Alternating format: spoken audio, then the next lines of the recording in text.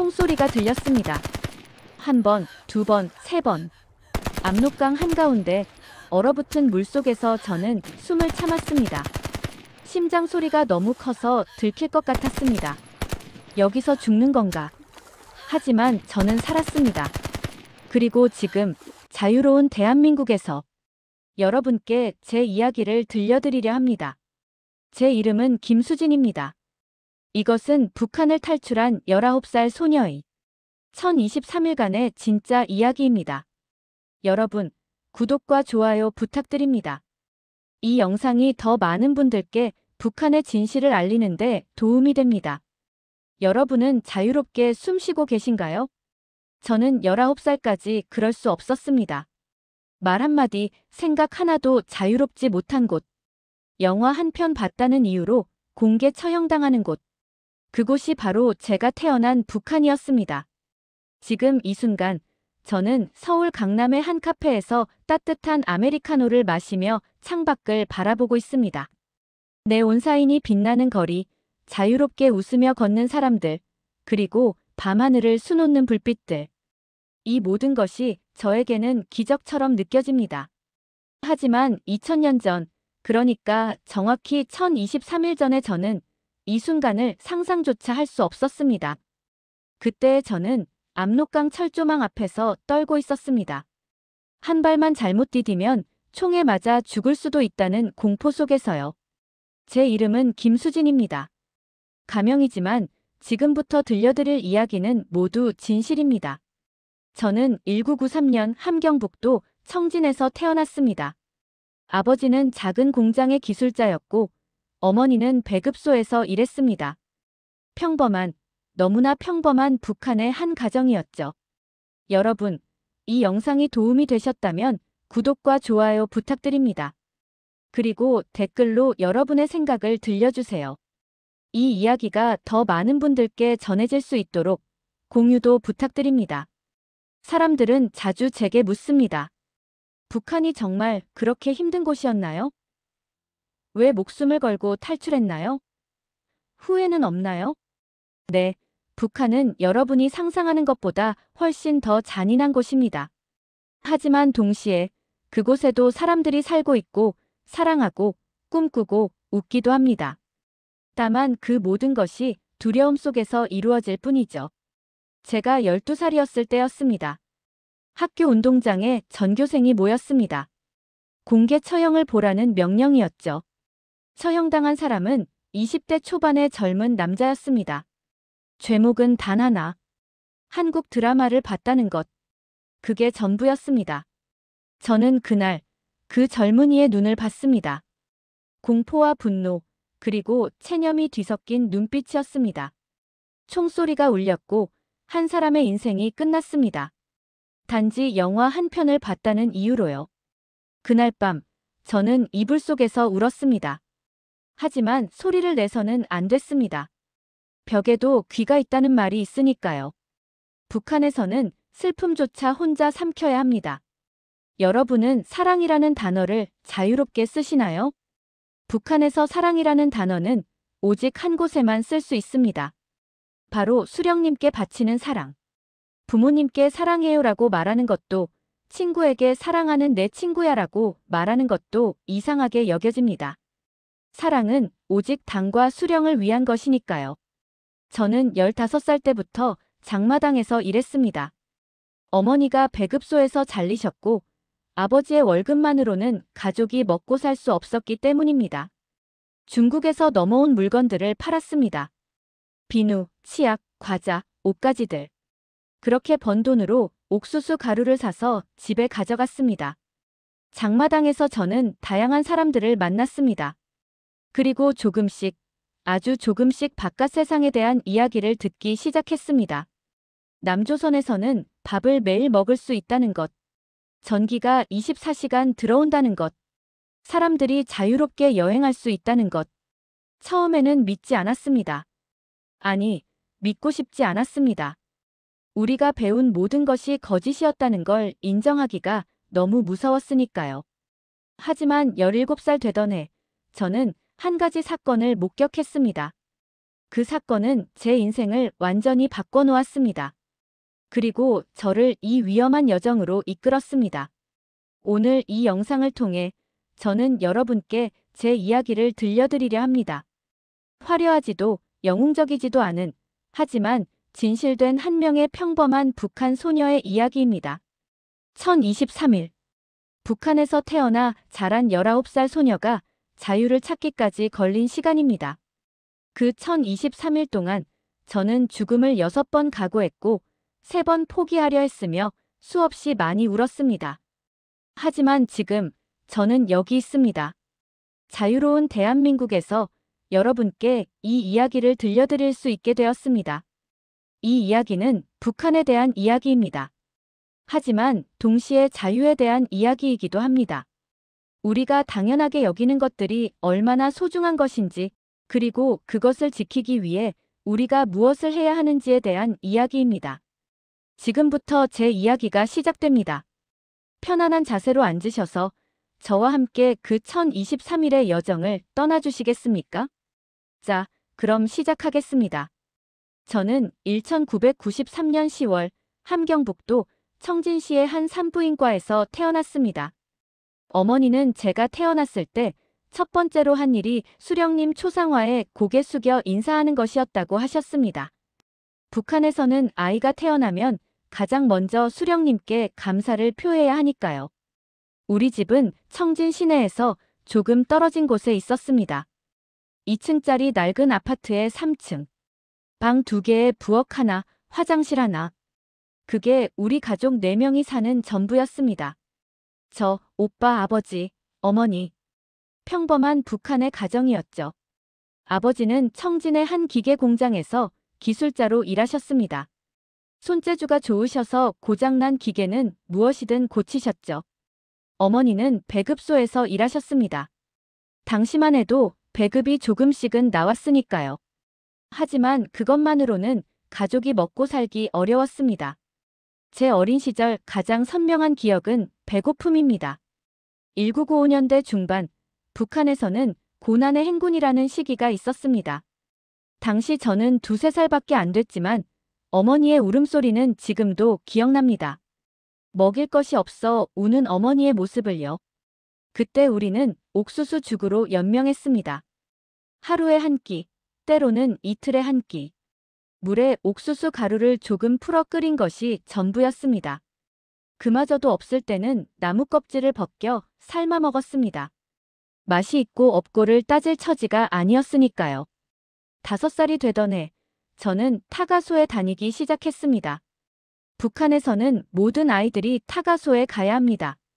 거기서 우리는 가장 먼저 수령님의 노래를 배웠습니다. 김일성 장군의 노래, 김정일 장군의 노래. 아침에 일어나면 제일 먼저 초상화에 인사를 했고 밤에 자기 전에도 마찬가지였습니다. 수령님, 오늘도 저를 지켜주셔서 감사합니다.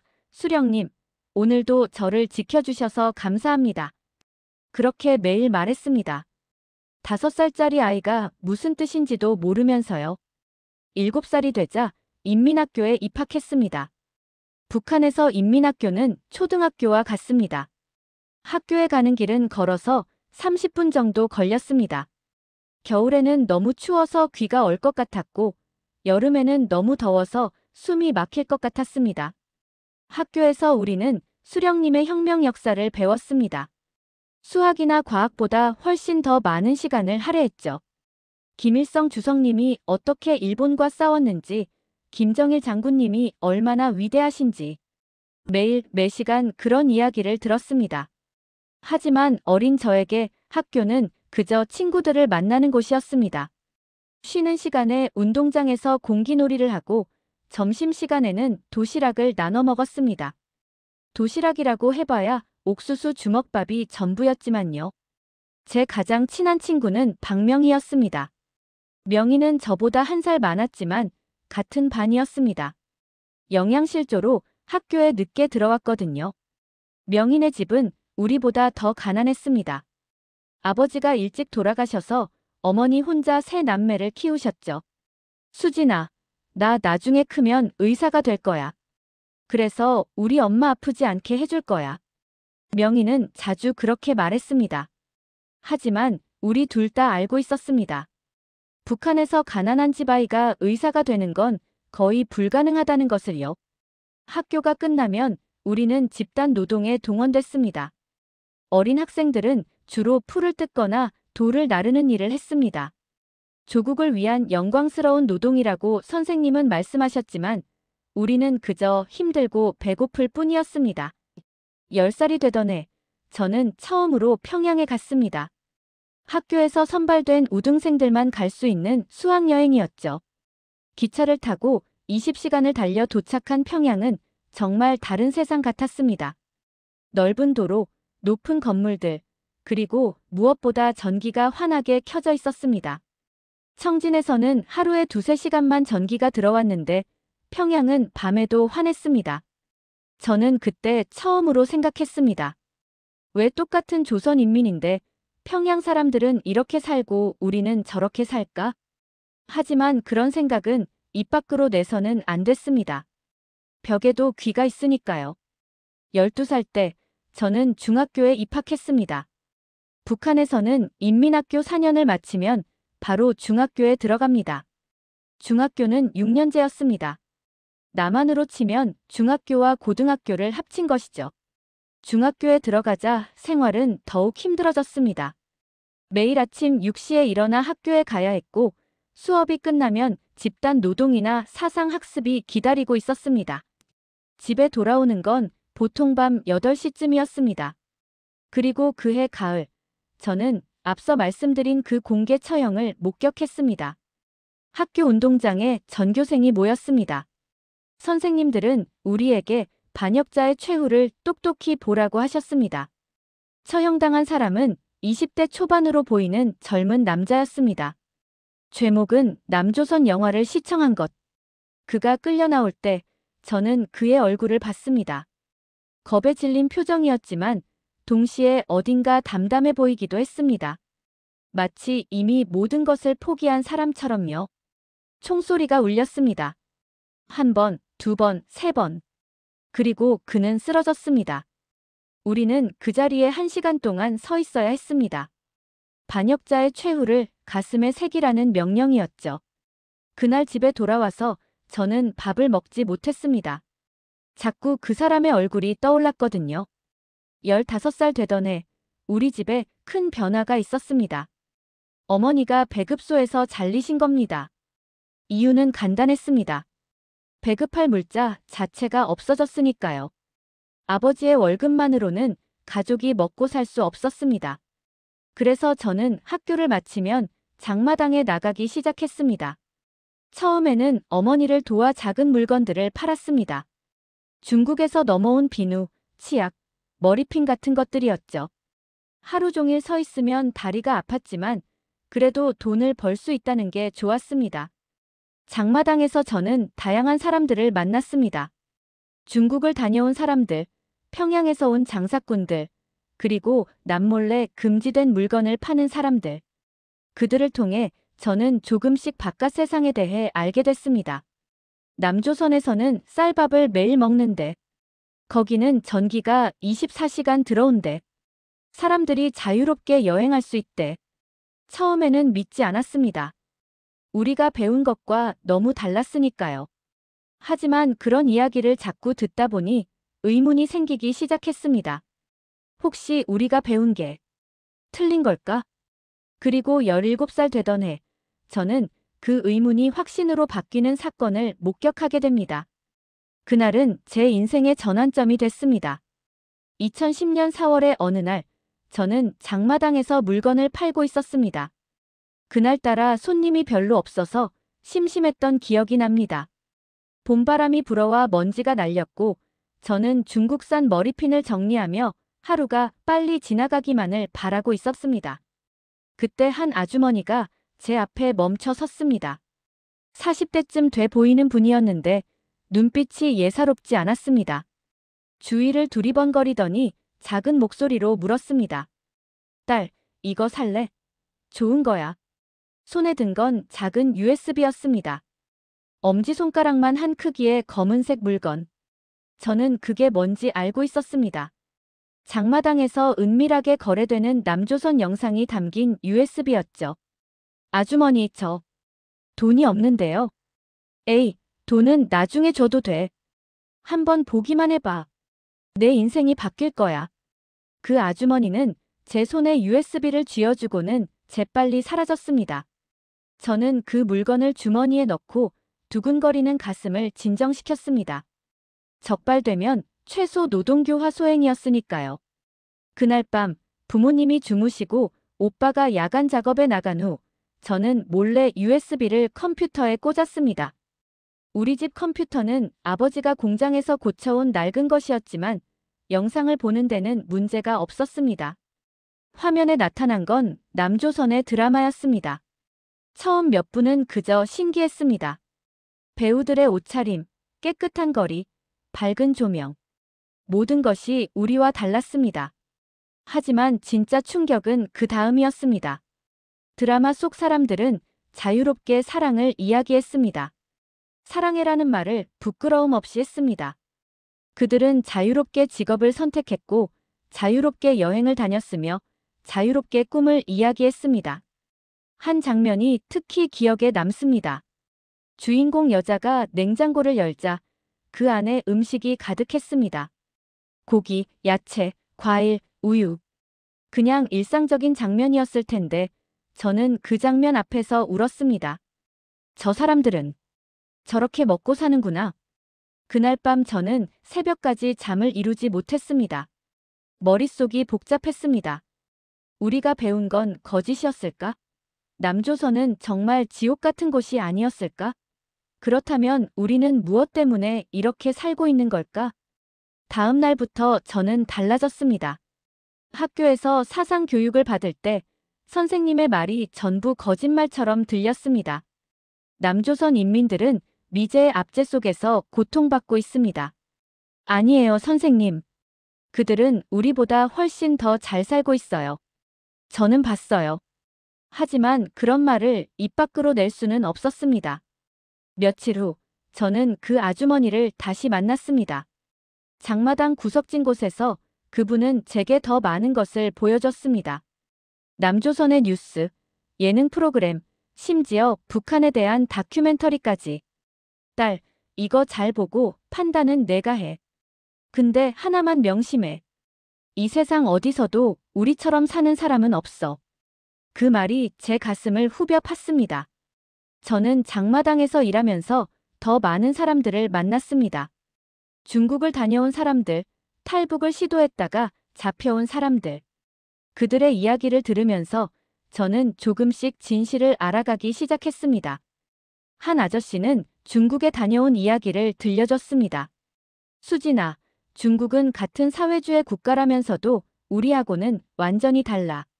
사람들이 배불리 먹고 좋은 옷 입고 자유롭게 돌아다녀. 심지어 우리 북조선 사람들을 불쌍하게 봐. 정말요? 그럼 우리는 속은 거야. 평생을. 그 말을 듣는 순간 저는 분노가 치밀어 올랐습니다. 동시에 두려움도 느꼈습니다. 이 진실을 알게 된 지금 저는 어떻게 살아야 할까? 여름이 되었고 저는 18살이 됐습니다. 그해 여름은 유난히 더웠습니다. 전기가 하루에 1시간도 들어오지 않았고 더위를 피할 방법이 없었습니다. 밤에 옥상에 올라가 누우면 별이 보였습니다. 어느 날 밤 명희와 함께 옥상에 누워 있었습니다. 명희는 제 유일한 친구였고 제가 유일하게 속마음을 털어놓을 수 있는 사람이었습니다. 명희야, 나 요즘 이상한 생각이 자꾸 들어. 무슨 생각? 우리가 잘못 살고 있는 거 아닐까? 이게 정상이 아닌 거 아닐까? 명희는 한참 동안 말이 없었습니다. 그러더니 조용히 말했습니다. 나도 그런 생각해. 근데 수진아, 그런 생각하면 위험해. 넌 알지? 알아. 근데 이렇게 계속 살 수는 없잖아. 그럼 어떻게 할 건데? 저는 대답하지 못했습니다. 어떻게 해야 할지 몰랐으니까요. 그해 가을, 제 인생에 또 다른 전환점이 찾아왔습니다. 오빠가 군대에서 다쳐서 돌아왔습니다. 북한에서 남자들은 17살이 되면 군대에 갑니다. 보통 10년을 복무하는데 오빠는 5년째 되던 해에 훈련 중 다쳤습니다. 오빠는 집에 돌아온 후 거의 말을 하지 않았습니다. 밤마다 악몽을 꾸며 소리를 질렀고 낮에는 멍하니 벽만 바라보았습니다. 어머니는 울면서 오빠를 간호하셨지만 병원에 갈 돈이 없었습니다. 어느 날 밤 오빠가 저를 불렀습니다. 수진아, 너 나중에 크면 뭐가 되고 싶어? 나 잘 모르겠어. 오빠는 나는 자유롭게 살고 싶어. 자유. 응. 누가 시켜서가 아니라 내가 원해서 하는 일을 하고 싶어. 내가 가고 싶은 곳에 가고 내가 만나고 싶은 사람을 만나고. 그런 게 자유 아니겠어? 그날 밤 오빠와 나눈 대화는 저를 완전히 바꿔놓았습니다. 겨울이 왔습니다. 2010년 겨울은 유난히 추웠습니다. 석탄도 부족했고 전기는 거의 들어오지 않았습니다. 저희 가족은 한 방에 모여 이불을 덮고 서로를 껴안으며 추위를 견뎠습니다. 그해 12월 명희네 어머니가 돌아가셨습니다. 영양실조와 과로였습니다. 장례식장에서 명희는 말없이 울기만 했습니다. 저는 명희를 안아주면서 생각했습니다. 이건 아니야. 사람이 이렇게 살아서는 안 돼. 그날 밤 저는 결심했습니다. 언젠가 반드시 이곳을 떠나겠다고. 자유로운 곳으로 가겠다고. 하지만 탈북은 목숨을 건 일이었습니다. 실패하면 정치 범수용소나 공개 처형이었습니다. 그래도 저는 결심했습니다. 이렇게 죽느니 자유를 찾다가 죽는 게 낫겠다고. 19살이 되던 해봄, 저는 구체적으로 계획을 세우기 시작했습니다. 돈을 모으고 정보를 수집하고 믿을 수 있는 사람을 찾았습니다. 그리고 그해 여름, 저는 마침내 탈북을 결심하게 되는 결정적인 사건을 겪게 됩니다. 2011년 6월의 어느 날, 저는 장마당에서 일하던 중 한 여자를 만났습니다. 30대 초반쯤 돼 보이는 분이었는데 걸음걸이부터 남달랐습니다. 북한 사람들은 대부분 고개를 숙이고 조심스럽게 걷는데 이 여자는 당당하게 걸었습니다. 혹시 중국에서 온 물건 있어요? 여자가 제게 물었습니다. 목소리에 묘한 억양이 있었습니다. 저는 순간적으로 알아챘습니다. 이 사람은 탈북했다가 다시 돌아온 사람이라는 것을요. 네, 있어요. 이쪽으로 오세요. 저는 여자를 구석진 곳으로 데려갔습니다. 물건을 보여주는 척하면서 작은 목소리로 물었습니다. 언니, 중국 다녀오셨어요? 여자는 제 눈을 똑바로 쳐다봤습니다. 몇 초간의 침묵 후 고개를 끄덕였습니다. 어떻게 알았어? 걸음걸이요. 여기 사람들이랑 달라요. 여자는 쓴웃음을 지었습니다. 그리고는 주위를 살피더니 말했습니다. 딸, 너 나이가 어떻게 돼? 19이요. 혹시 나가고 싶어? 그 질문에 제 심장이 빠르게 뛰기 시작했습니다. 이건 함정일 수도 있었습니다. 보위부에서 보낸 사람일 수도 있었죠. 하지만 저는 직감적으로 느꼈습니다. 이 사람은 진짜라고. 생각은 해봤어요. 생각만 하면 안 돼. 결심해야 해. 나가면 죽을 수도 있어. 잡히면 더 끔찍한 일을 당할 수도 있고. 그래도 나갈 거야? 저는 대답하지 못했습니다. 두려웠습니다. 여자는 작은 종이 쪽지를 제 손에 쥐어줬습니다. 생각해봐. 진짜 나가고 싶으면 이 주소로 와. 도와줄 수 있어. 그리고는 물건 하나를 사고 사라졌습니다. 그날 밤, 저는 그 종이 쪽지를 보며 고민했습니다. 가족들은 어떻게 하지? 잡히면 어떻게 되지? 정말 중국까지 갈 수 있을까? 다음 날, 운명은 제게 선택을 강요했습니다. 아침 일찍 보위부 사람들이 우리 동네에 들이닥쳤습니다. 남조선 영상을 유포한 사람을 찾는다는 거였습니다. 저는 그 순간 온몸이 얼어붙었습니다. 제가 받았던 그 USB가 생각났거든요. 다행히 그들은 우리 집을 지나쳤습니다. 하지만 며칠 후, 저는 그 USB를 준 아주머니가 잡혀갔다는 소식을 들었습니다. 공개 처형될 거라는 소문도 돌았습니다. 저는 공포에 떨었습니다. 혹시 아주머니가 저를 신고하면? 혹시 제가 다음 차례가 되면? 그날 밤 저는 USB를 강물에 던졌습니다. 증거를 없애야 했으니까요. 하지만 그 순간 저는 깨달았습니다. 나는 지금 뭘 하고 있는 거지? 진실을 본 것뿐인데 왜 내가 범죄자가 돼야 하지? 다음 날 저는 그 여자가 준 주소를 찾아갔습니다. 그곳은 청진 외곽의 낡은 집이었습니다. 문을 두드리자 그 여자가 나왔습니다. 왔구나. 들어와. 집 안에는 여자 혼자였습니다. 그녀는 저를 앉히고 차를 내왔습니다. 언니, 저 나가고 싶어요. 확실해? 네. 이제 확실해요. 여자는 제 눈을 오랫동안 들여다봤습니다. 그리고는 고개를 끄덕였습니다. 좋아. 그럼 준비해야 할 게 많아. 일단 돈이 필요해. 최소 200만 원은 있어야 해. 200만 원. 북한 돈으로 200만 원이면 엄청난 금액이었습니다. 저는 당황했습니다. 그렇게 많은 돈을 어떻게? 장사해서 모아. 시간이 좀 걸리겠지만 서두르지 마. 준비 안 된 상태로 가면 죽어. 중국 가는 게 목표가 아니야. 살아서 한국까지 가는 게 목표지. 그날부터 저는 미친 듯이 돈을 모으기 시작했습니다. 아침 5시에 일어나 장마당에 나가고 밤 10시까지 일했습니다. 중국산 물건을 떼어다가 팔았고 때로는 밀수품을 중개하기도 했습니다. 위험했지만 선택의 여지가 없었습니다. 3개월 후 저는 100만 원을 모았습니다. 하지만 200만 원은 아직 멀었습니다. 그해 9월 저는 아버지께 거짓말을 했습니다. 아버지, 친구가 중국 물건 장사를 같이 하자고 하는데 미천이 필요해요. 돈 좀 빌려주실 수 있어요? 아버지는 한참을 고민하시더니 돈을 주셨습니다. 평생 모은 돈이었을 겁니다. 저는 그 돈을 받으며 죄책감에 눈물이 났습니다. 아버지, 미안해요. 제가 거짓말했어요. 저는 장사가 아니라 떠나려고 해요. 하지만 말할 수 없었습니다. 말하면 가족 모두가 위험해지니까요. 10월이 되자 저는 드디어 200만 원을 모았습니다. 그 여자에게 연락했고 만남을 가졌습니다. 좋아. 준비됐어. 다음 주 화요일 밤에 출발할 거야. 그 전에 해야 할 게 있어. 뭔데요? 가족들한테 작별 인사해. 난 절대로 진실을 말하면 안 돼. 그냥 며칠 동안 친구네 집에 간다고만 해.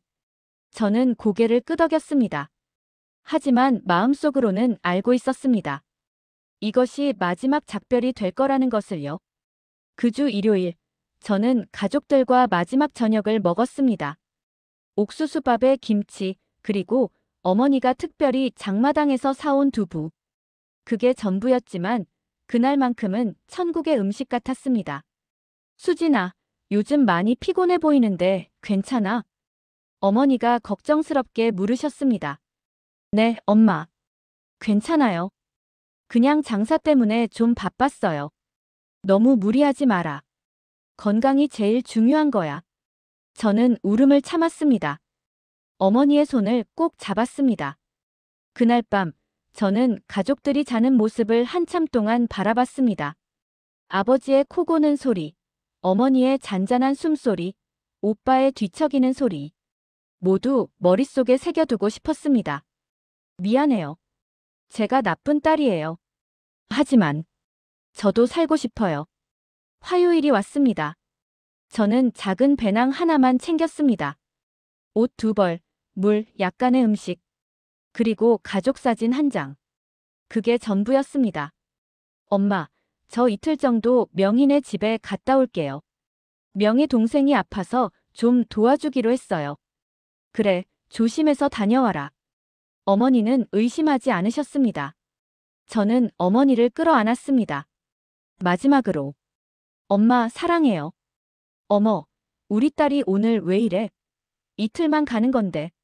저는 대답 대신 더 세게 안았습니다. 문을 나서는 순간 뒤를 돌아봤습니다. 어머니가 손을 흔들고 계셨습니다. 저는 손을 흔들며 미소 지었습니다. 하지만 발길을 돌리는 순간 눈물이 쏟아졌습니다. 안녕, 엄마. 안녕, 아빠. 안녕, 오빠. 언젠가, 언젠가 꼭 다시 만나요. 저는 약속된 장소로 향했습니다. 그곳에는 그 여자와 5명의 사람들이 더 있었습니다. 모두 탈북을 시도하는 사람들이었습니다. 자, 이제 출발한다. 여기서부터는 절대 소리 내면 안 돼. 알겠지? 우리는 고개를 끄덕였습니다. 그렇게 1023일의 여정이 시작됐습니다. 밤 11시, 우리는 청진을 떠났습니다. 압록강을 향해서요. 그 순간부터 저는 돌아갈 수 없는 강을 건넌 것이었습니다. 밤 11시, 우리는 청진 외곽을 빠져나갔습니다. 6명의 일행, 안내자인 그 여자, 저, 그리고 4명의 다른 탈북자들. 그중 1명은 제 또래의 여자애였고 나머지는 30대에서 50대 사이의 사람들이었습니다. 우리는 말없이 걸었습니다. 가로등도 없는 어두운 길을 따라 산길로 접어들었습니다. 달빛만이 우리의 유일한 등불이었습니다. 2시간쯤 걸었을까요? 안내자가 손을 들어 멈추라는 신호를 보냈습니다. 앞쪽에 초소가 보였습니다. 국경 경비대 초소였습니다.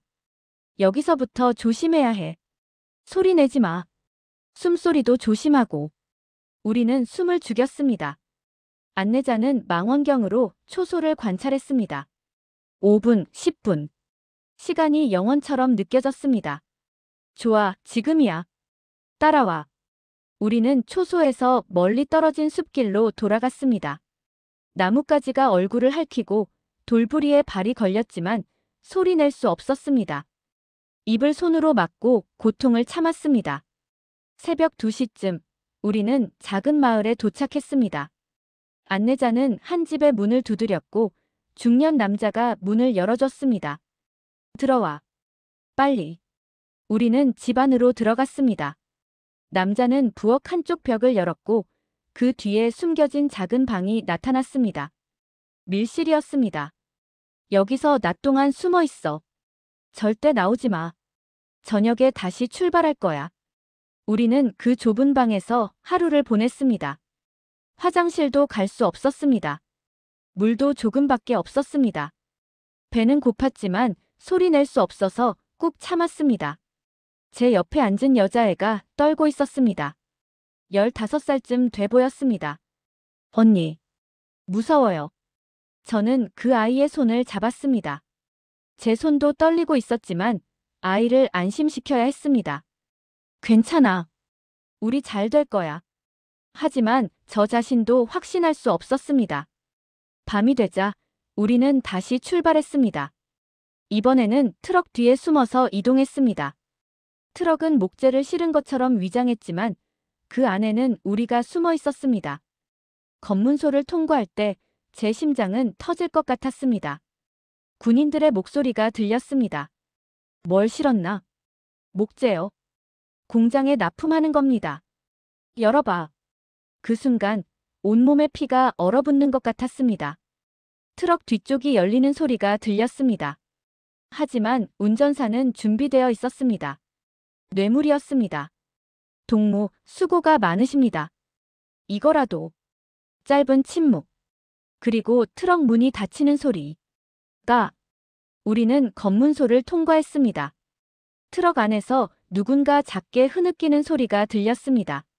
새벽 4시쯤 우리는 압록강 근처에 도착했습니다. 트럭에서 내리자 눈앞에 검은 강이 펼쳐져 있었습니다.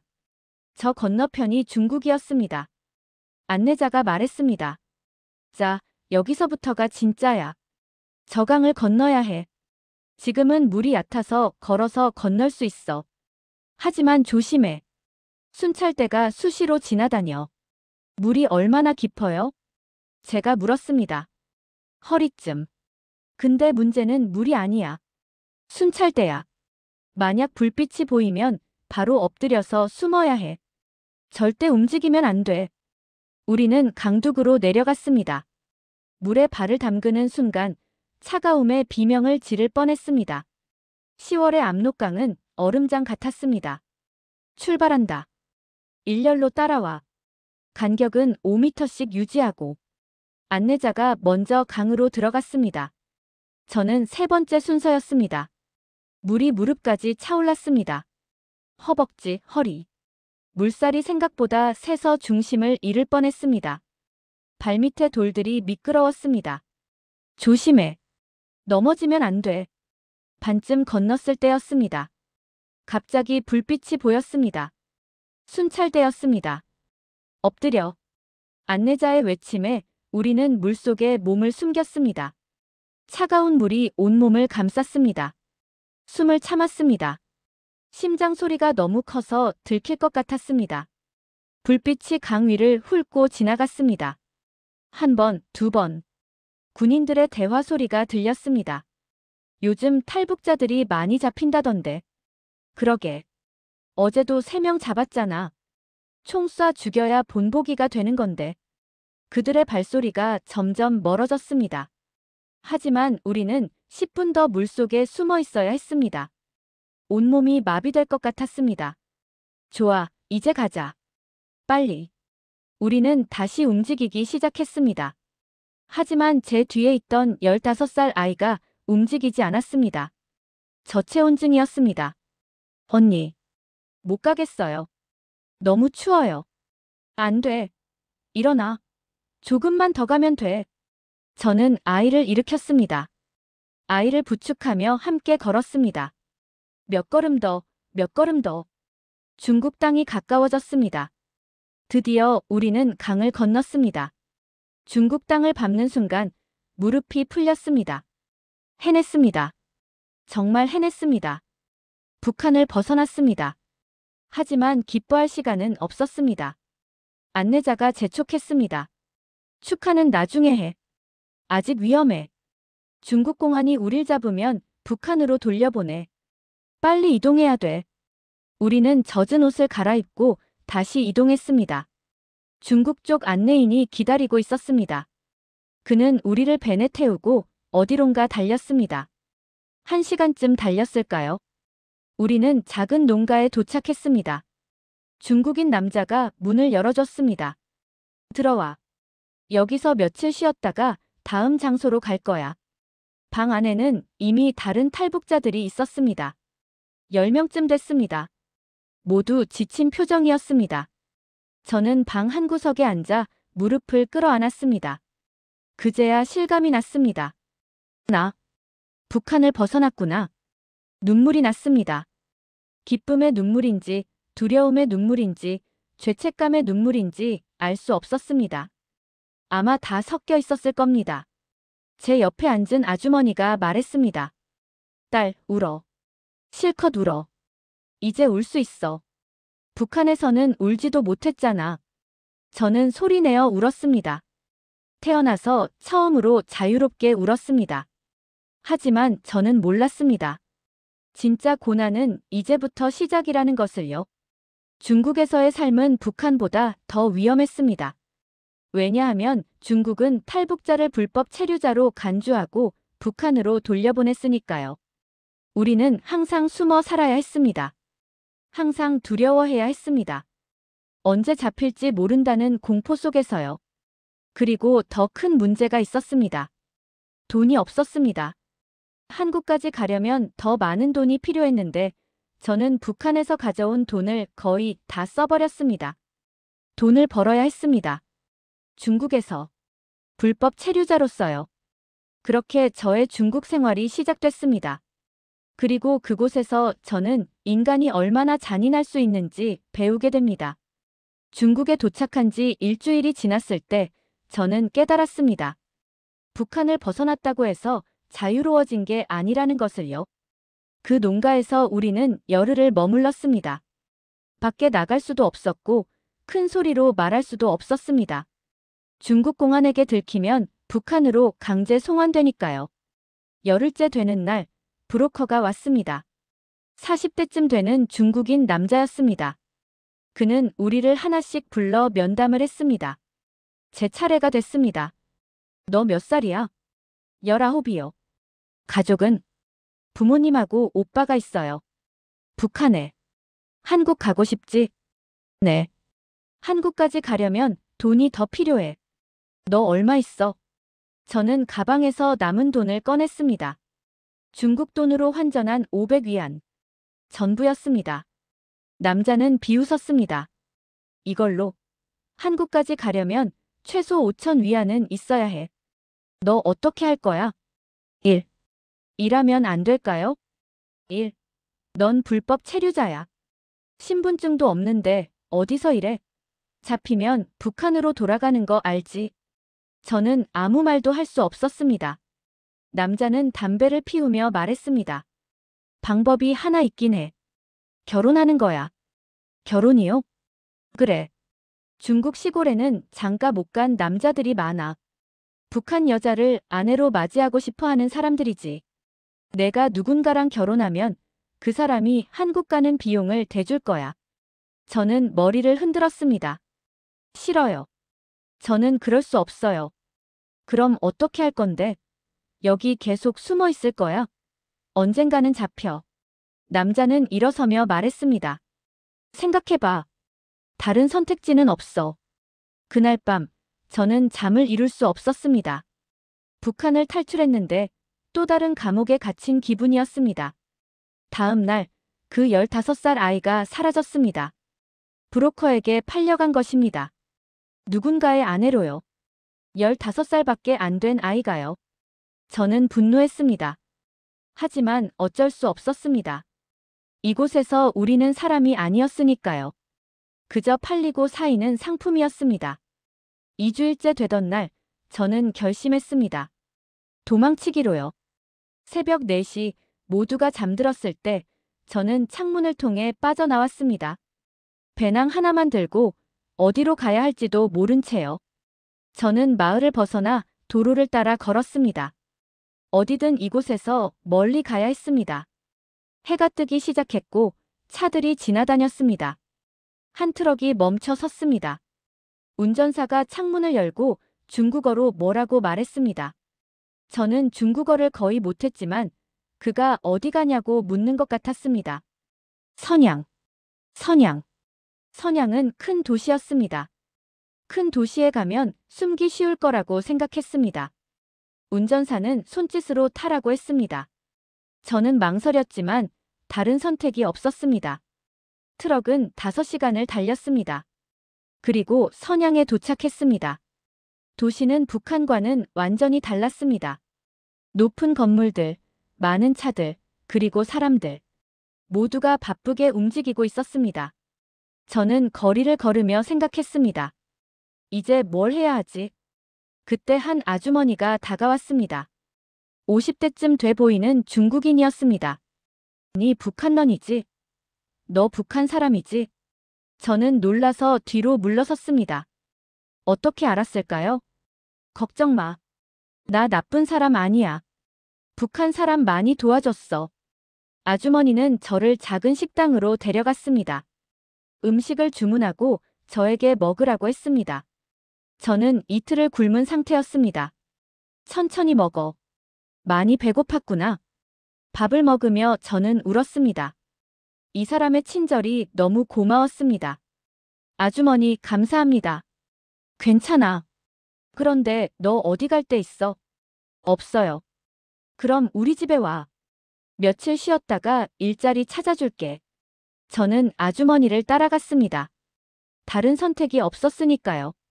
아주머니의 집은 작은 아파트였습니다. 혼자 살고 있었습니다. 그날 밤 아주머니는 제게 방 하나를 내줬습니다. 여기서 쉬어. 내일 일자리 알아볼게.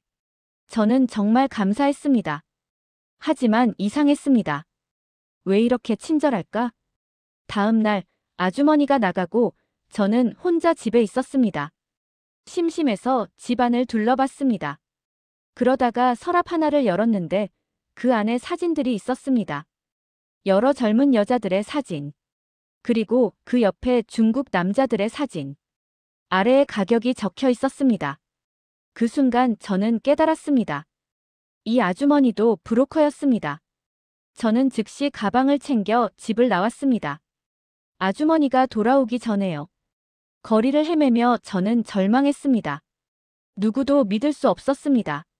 모두가 저를 상품으로만 봤으니까요.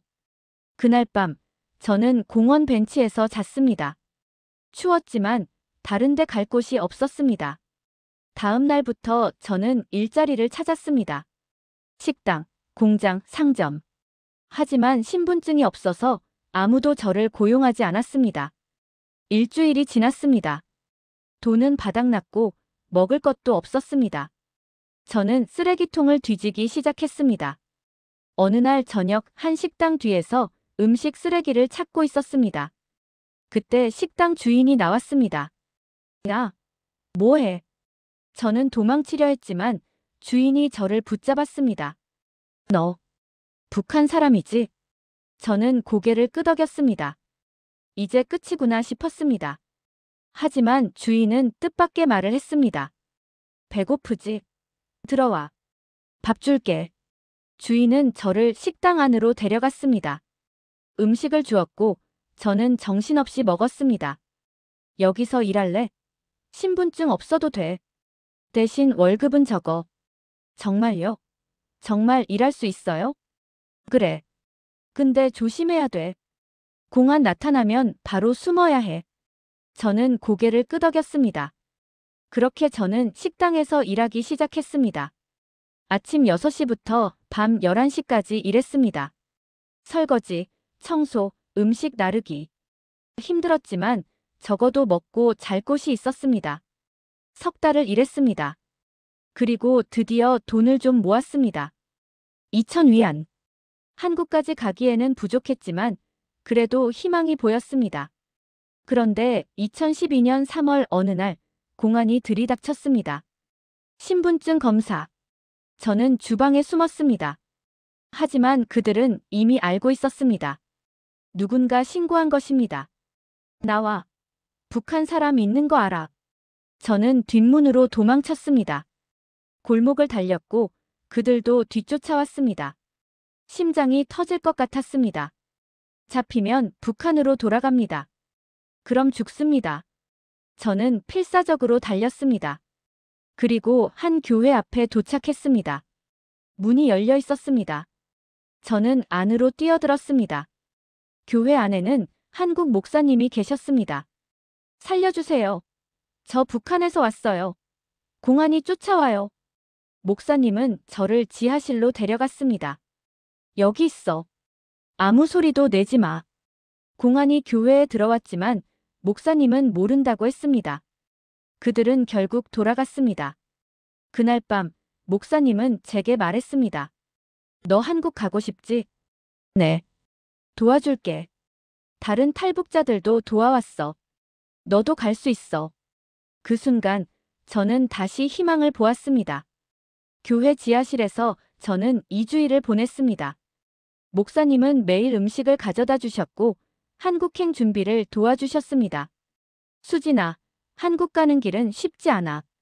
중국에서 바로 갈 수는 없어. 라오스를 거쳐서 태국으로 가야 해.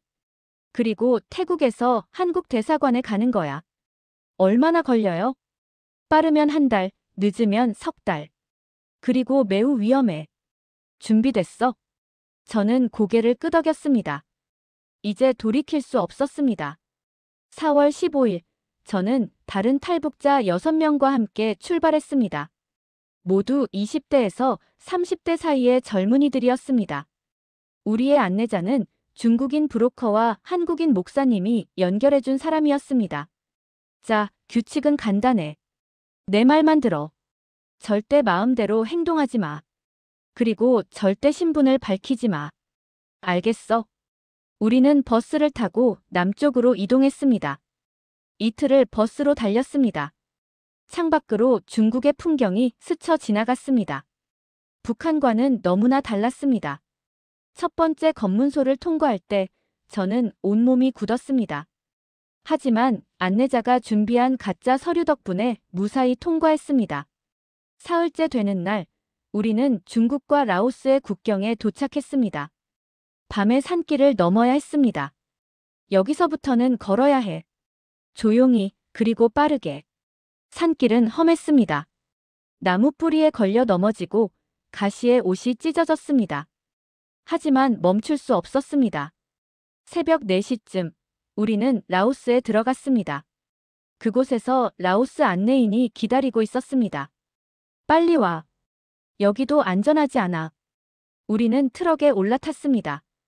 트럭은 정글길을 달렸습니다. 길이라고 하기엔 너무 험했습니다. 트럭이 심하게 흔들렸고 저는 멀미가 났습니다. 10시간을 달렸습니다. 그리고 작은 마을에 도착했습니다. 우리는 한 집의 창고에 숨었습니다. 여기서 이틀 쉬었다가 태국으로 갈 거야. 창고는 어둡고 더웠습니다. 벌레들이 기어다녔고 습기가 가득했습니다. 하지만 불평할 수 없었습니다. 이틀 후 우리는 다시 출발했습니다. 이번에는 배를 타야 했습니다. 메콩강을 건너는 것이었습니다. 조심해. 이 배는 불법 배야. 경찰 단속이 심해. 배는 낡고 작았습니다. 우리 7명과 안내인, 그리고 선장. 총 9명이 타자 배가 많이 기울었습니다. 강은 넓고 물살이 셌습니다. 저는 수영을 못했습니다. 배가 뒤집히면 어쩌나 하는 생각에 두려웠습니다. 1시간쯤 갔을 때 저 멀리 순찰선이 보였습니다. 엎드려. 모두 배 바닥에 엎드려. 우리는 배 바닥에 몸을 숨겼습니다. 선장은 느긋하게 노를 저었습니다. 마치 혼자 고기잡이 나온 것처럼요. 순찰선이 가까워졌습니다. 확성기로 뭐라고 말하는 소리가 들렸습니다. 제 심장은 미친 듯이 뛰었습니다. 하지만 순찰선은 그냥 지나갔습니다. 우리는 한숨을 돌렸습니다. 2시간 후 우리는 태국 쪽 강변에 도착했습니다. 드디어 태국이었습니다. 좋아, 이제 방콕까지 가야 해. 거기서 한국 대사관에 가는 거야. 하지만 문제가 있었습니다. 방콕까지는 너무 멀었고 돈이 부족했습니다. 어떻게 해요? 버스 타고 가야 해. 근데 검문이 있을 거야. 잡히면. 알지? 저는 알고 있었습니다. 잡히면 다시 추방됩니다. 다음 날 우리는 버스에 올랐습니다. 일반 승객들과 섞여서요. 저는 창가에 앉아 밖을 봤습니다. 태국은 아름다웠습니다. 사원들, 야자수들, 웃는 사람들. 여기는 평화롭구나. 전쟁도 없고 굶주림도 없고. 하지만 제게 이곳은 그저 지나가는 곳일 뿐이었습니다. 제 목적지는 한국이었으니까요. 버스가 검문소에 멈춰 섰습니다. 경찰이 올라왔습니다. 신분증 검사였습니다. 저는 가짜 서류를 준비했습니다. 안내자가 만들어준 관광 비자였습니다. 경찰이 제 앞에 섰습니다. 서류를 봤습니다. 제 얼굴을 봤습니다. 다시 서류를 봤습니다. 시간이 멈춘 것 같았습니다. 어디서 왔어요? 중국이요. 경찰은 뭔가 의심스러운 듯 했습니다. 하지만 결국 서류를 돌려줬습니다. 가세요. 저는 안도의 한숨을 쉬었습니다. 5월 2일, 우리는 드디어 방콕에 도착했습니다. 대도시였습니다.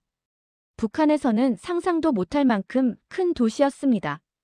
자, 이제 한국 대사관에 가야 해. 거기 가면 너희는 보호받을 수 있어. 한국 대사관은 방콕 중심부에 있었습니다. 높은 건물들 사이에 태극기가 펄럭이고 있었습니다. 저는 그 순간 울었습니다. 저 태극기 아래로 들어가면 저는 자유로워지는 겁니다. 정말로요. 우리는 대사관 문 앞에 섰습니다. 경비원이 있었습니다. 저희 북한에서 왔습니다. 도와주세요. 경비원은 놀라지 않았습니다. 익숙한 듯 했습니다. 아마 많은 탈북자들이 여기로 왔을 겁니다. 안으로 들어오세요. 대사관 안으로 들어갔습니다. 직원들이 나왔습니다. 한국말을 하는 사람들이었습니다. 어서 오세요. 고생 많으셨죠? 이제 안전해요. 그 말을 듣는 순간 저는 무릎이 꺾였습니다. 정말로 안전한 건가요? 정말로 끝난 건가요? 직원이 저를 부축했습니다. 괜찮아요. 이제 괜찮아요. 한국 가실 수 있어요. 저는 소리내어 울었습니다. 북한을 떠난 지 7개월. 드디어 끝이 보였습니다. 대사관에서 우리는 2주일을 보냈습니다. 신원 확인 절차를 거쳤습니다. 인터뷰도 했고 건강검진도 받았습니다. 그리고 5월 15일 우리는 비행기에 올랐습니다. 대한민국 인천으로 가는 비행기였습니다. 비행기를 타는 건 처음이었습니다. 무섭기도 했지만 동시에 신기했습니다. 승객 여러분, 곧 인천국제공항에 착륙하겠습니다. 기장의 안내방송이 나왔습니다. 창밖을 보니 불빛들이 보였습니다. 한국이었습니다. 비행기가 착륙했습니다. 문이 열렸습니다. 저는 천천히 비행기에서 내렸습니다. 인천공항의 차가운 공기가 얼굴을 스쳤습니다. 나 정말 한국에 왔구나. 공항 직원들이 우리를 맞이했습니다. 대한민국에 오신 것을 환영합니다. 저는 다시 울었습니다. 이번에는 기쁨의 눈물이었습니다. 1023일. 북한을 떠난 지 1023일 만에 저는 자유의 땅에 도착했습니다. 인천공항에서 저희는 버스에 올랐습니다. 어디로 가는지 정확히 몰랐지만 직원이 말했습니다. 하나원으로 갑니다. 거기서 석 달 동안 교육받으실 거예요. 하나원. 북한 이탈 주민 정착 지원 시설이었습니다. 모든 탈북자들이 한국 사회에 나가기 전에 거쳐야 하는 곳이었죠. 버스는 2시간을 달렸습니다. 창밖으로 한국의 풍경이 펼쳐졌습니다. 높은 건물들, 깨끗한 도로, 많은 차들. 모든 게 새로웠습니다. 밤인데도 거리는 환했습니다. 네온사인들, 가로등들. 북한에서는 밤이 되면 칠흑 같은 어둠이 내렸는데 여기는 밤이 없는 것 같았습니다. 하나원에 도착했습니다. 생각보다 큰 건물이었습니다. 직원들이 우리를 맞이했습니다. 환영합니다. 이제부터 여러분은 이곳에서 새로운 삶을 준비하게 됩니다. 우리는 방을 배정받았습니다. 저는 같은 나이대의 여자 3명과 한 방을 쓰게 됐습니다. 방은 깨끗했고 침대도 있었고 심지어 에어컨도 있었습니다. 와, 여기 진짜 좋다. 룸메이트 중 한 명이 말했습니다. 저도 동감했습니다. 첫날 밤, 저는 침대에 누워 천장을 바라봤습니다. 부드러운 침대, 깨끗한 이불. 북한에서는 상상도 못할 것들이었습니다. 나 정말 자유로워진 건가? 다음 날부터 교육이 시작됐습니다. 아침 7시에 기상. 하지만 북한처럼 혁명 노래로 깨우는 게 아니었습니다. 부드러운 음악이 흘러나왔습니다. 아침 식사는 식당에서 했습니다. 쌀밥, 김치, 국, 반찬들. 마음껏 먹을 수 있었습니다. 저는 처음에 믿을 수 없었습니다. 정말 다 먹어도 돼요? 직원이 웃으며 대답했습니다. 당연하죠. 배부르게 드세요. 저는 밥을 3그릇이나 먹었습니다. 평생 배불리 먹어본 적이 없었으니까요. 오전에는 한국어 교육이 있었습니다. 북한말과 남한말은 많이 다릅니다. 같은 말이라도 의미가 다르기도 해요. 선생님이 예를 들어주셨습니다. 북한에서 동무는 친구라는 뜻이죠. 하지만 남한에서 동무는 공산주의자를 뜻해요. 그러니까 친구라고 해야 해요. 북한에서 인민은 국민이라는 뜻이지만 남한에서는 국민이라고 해요. 처음에는 혼란스러웠습니다. 같은 말인데 왜 이렇게 다른 건지요. 오후에는 컴퓨터 교육이 있었습니다. 저는 컴퓨터를 만져본 적이 거의 없었습니다. 북한에서는 극소수만 컴퓨터를 쓸 수 있었으니까요. 이게 마우스예요. 이렇게 클릭하면 선생님이 천천히 가르쳐 주셨습니다. 저는 마우스를 잡는 것조차 서툴렀습니다. 인터넷이라는 게 있어요. 여기서는 세계 모든 정보를 볼 수 있어요. 선생님이 인터넷을 보여줬습니다. 검색창에 뭔가를 치자 수많은 정보가 나왔습니다. 뭐든지 검색할 수 있어요. 한번 해보세요. 저는 북한을 검색했습니다. 수백만 개의 결과가 나왔습니다. 북한에 대한 뉴스, 사진, 영상들 모두 볼 수 있었습니다. 여기는 정말 자유롭구나. 저녁 시간에는 자유롭게 TV를 볼 수 있었습니다. 뉴스, 드라마, 예능, 채널도 수십 개였습니다. 저는 뉴스를 봤습니다. 남한 뉴스는 북한과 완전히 달랐습니다. 대통령을 비판하기도 하고 정부 정책을 문제 삼기도 했습니다. 이런 걸 방송해도 되는 거야? 북한에서는 상상도 못할 일이었습니다. 일주일이 지나자 저는 조금씩 적응하기 시작했습니다. 하지만 쉽지 않았습니다. 모든 게 너무 달랐으니까요. 어느 날 우리는 마트 체험을 갔습니다. 큰 마트였습니다. 마트에 들어서는 순간 저는 압도당했습니다. 너무 많은 물건들. 북한의 장마당과는 비교도 안 됐습니다. 여기 있는 것들 다 살 수 있어요? 네, 돈만 있으면요. 과자 코너에는 수백 종류의 과자가 있었습니다. 라면 코너에는 수십 종류의 라면이 있었습니다. 선택이 너무 많아서 오히려 뭘 골라야 할지 몰랐습니다. 수진 씨, 뭐 하나 골라보세요. 직원이 말했습니다. 저는 초코파이를 골랐습니다. 북한에서 한 번 먹어본 적이 있었거든요. 그때 너무 맛있어서 잊을 수 없었습니다. 계산대에서 직원이 카드로 계산했습니다. 나중에 여러분도 카드 받게 될 거예요. 한국에서는 현금보다 카드를 많이 써요. 신기했습니다. 북한에서는 카드 같은 게 없었으니까요. 2개월째 되던 주, 우리는 심리 상담을 받았습니다. 상담 선생님이 물었습니다. 북한에 두고 온 가족 생각 많이 나죠? 저는 고개를 끄덕였습니다. 매일 밤 가족 생각에 울었습니다. 엄마, 아빠, 오빠. 잘 계실까요? 제가 사라져서 얼마나 걱정하실까요? 연락할 방법이 있어요. 중국에 있는 브로커를 통해 전화할 수 있어요. 물론 위험하긴 하지만요. 저는 그 방법을 알아봤습니다. 그리고 한 달 후 드디어 가족에게 전화할 수 있었습니다. 전화벨이 울렸습니다. 그리고 어머니의 목소리가 들렸습니다. 여보세요? 엄마. 저예요. 수진이요. 전화기 너머로 어머니가 우는 소리가 들렸습니다.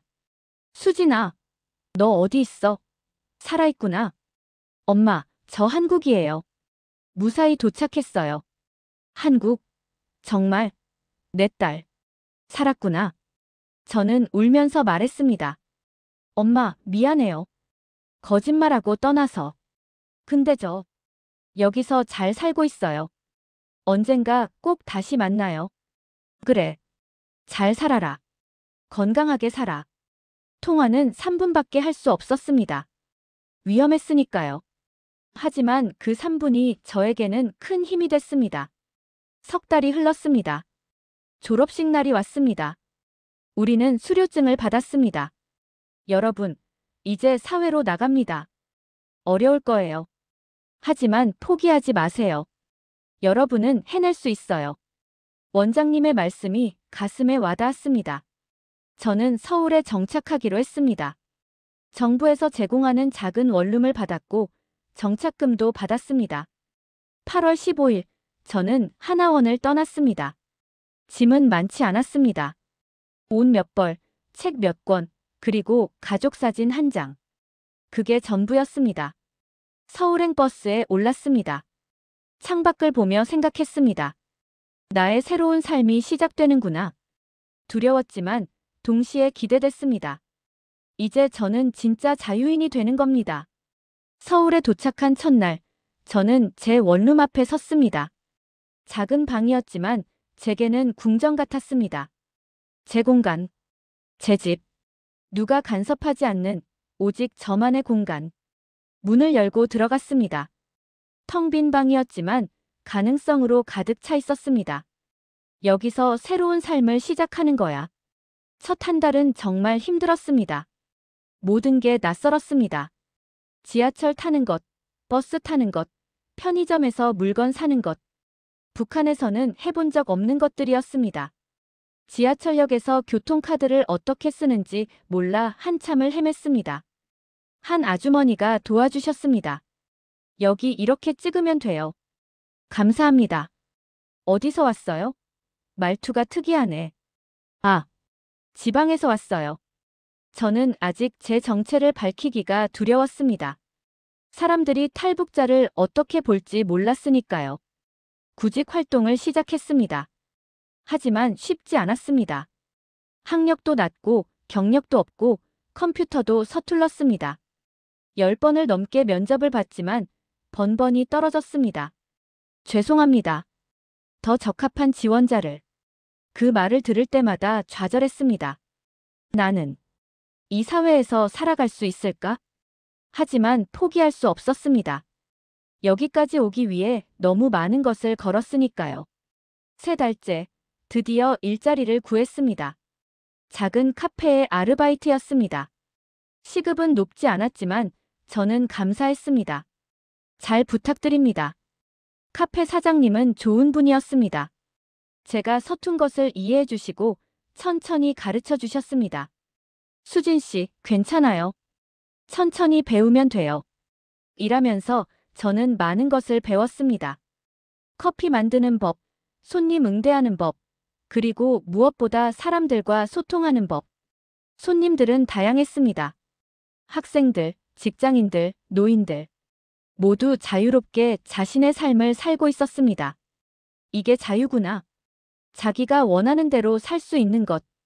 6개월이 지나자 저는 조금씩 안정을 찾았습니다.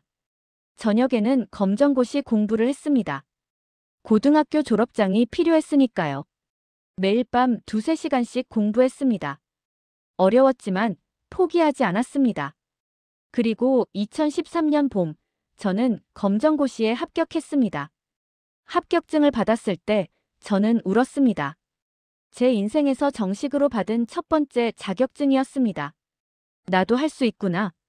그해 가을, 저는 대학에 입학했습니다. 북한 이탈 주민 특별 전형으로 한 전문대학에 합격했습니다. 사회복지학과였습니다. 나처럼 힘든 사람들을 돕고 싶어. 대학 생활은 신기했습니다. 자유롭게 토론하고 자유롭게 의견을 나누고 교수님께 질문할 수도 있었습니다. 북한에서는 상상도 못할 일이었습니다. 동기들은 처음에 제가 탈북자라는 걸 몰랐습니다. 하지만 어느 날 저는 용기를 내어 말했습니다. 나 사실 북한에서 왔어. 순간 침묵이 흘렀습니다. 저는 거부당할까봐 두려웠습니다. 하지만 한 친구가 말했습니다. 그래, 대단하다. 여기까지 오느라 얼마나 힘들었어? 응, 많이 힘들었어. 앞으로 잘 지내자.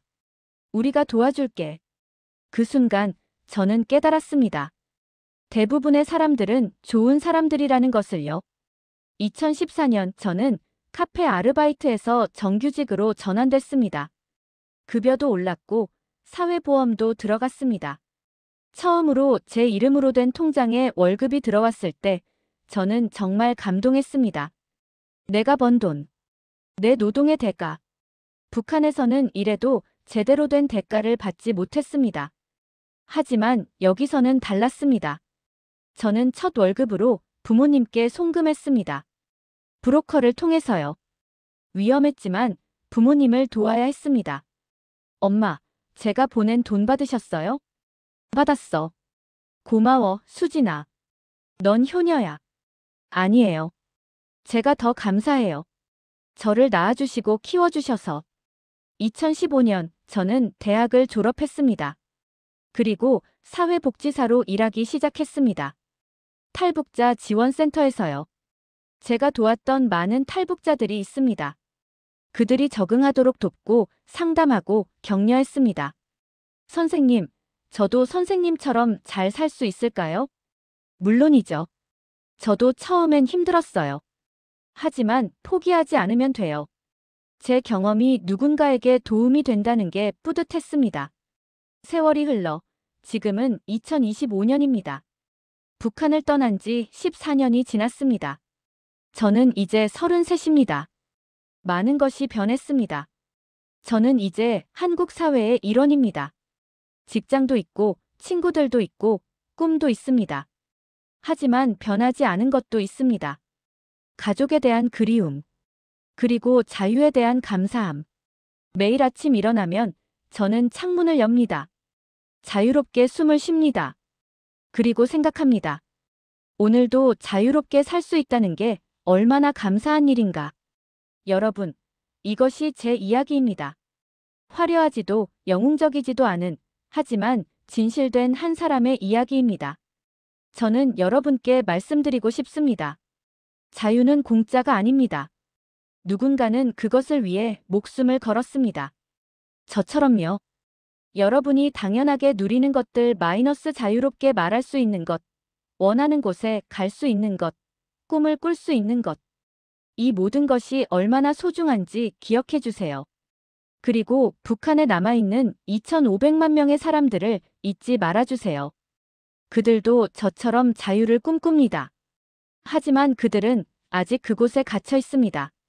언젠가는 그들도 자유로워질 날이 올 거라 믿습니다. 그날이 올 때까지 저는 계속해서 그들의 목소리가 되겠습니다. 1023일. 북한을 떠나 자유를 찾기까지 걸린 시간입니다. 하지만 진짜 여정은 그 후에 시작됐습니다. 자유로운 사회에서 한 사람으로 살아가는 것. 그것이 진짜 도전이었습니다. 그리고 저는 아직도 배우고 있습니다. 매일매일요. 오늘도 저는 서울 강남의 카페에서 커피를 마시며 이 글을 쓰고 있습니다. 창밖으로 사람들이 지나갑니다. 모두 자신의 삶을 살고 있습니다. 자유롭게요. 그리고 저도 그들 중 한 명입니다. 이제 저는 두렵지 않습니다. 제가 어디서 왔든 저는 저입니다. 김수진. 대한민국 국민. 자유인. 여러분, 제 이야기를 들어주셔서 감사합니다. 그리고 부탁드립니다. 자유를 소중히 여기세요. 당연하게 여기지 마세요. 그리고 아직 자유롭지 못한 사람들을 기억해 주세요. 언젠가 모든 사람이 자유로워질 그날까지. 영상 시청해 주셔서 감사합니다. 좋아요, 구독 부탁드립니다.